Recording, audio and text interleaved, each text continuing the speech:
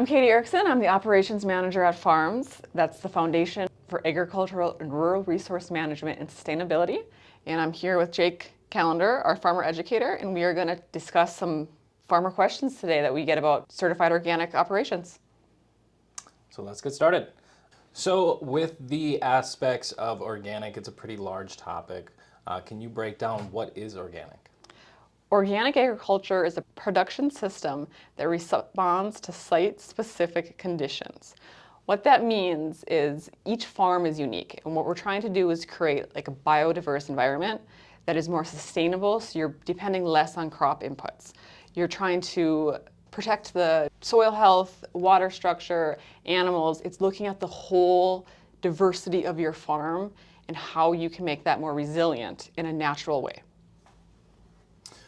So with organic farming, I'm sure there's a lot of rules and regulations. Can you talk through kind of what that means? There are a lot of rules and regulations, and sometimes those rules and regulations get a bad rap because you're focusing on what you can't do. That is important because organics are federally regulated, and you need a way to regulate them. And you need to make that standard. If a consumer picks up a product and knows that it's organic, that has to be the same no matter what farm it's coming from. So some of those regulations are essentially prohibiting the kind of inputs that you can use, and that's just staying away from synthetic inputs. No Roundup, no genetically modified seeds, things like that. You can still use inputs, but they have to be allowed in the organic scope. Usually that means they're a natural input. Integrated pest management, sometimes natural chemicals like neem oil, things like that.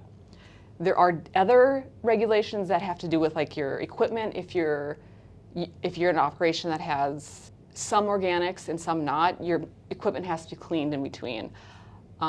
It's uncommon that your neighbors will also be organic, so you're going to have buffer zones just to prevent that accidental cross-contamination of chemicals.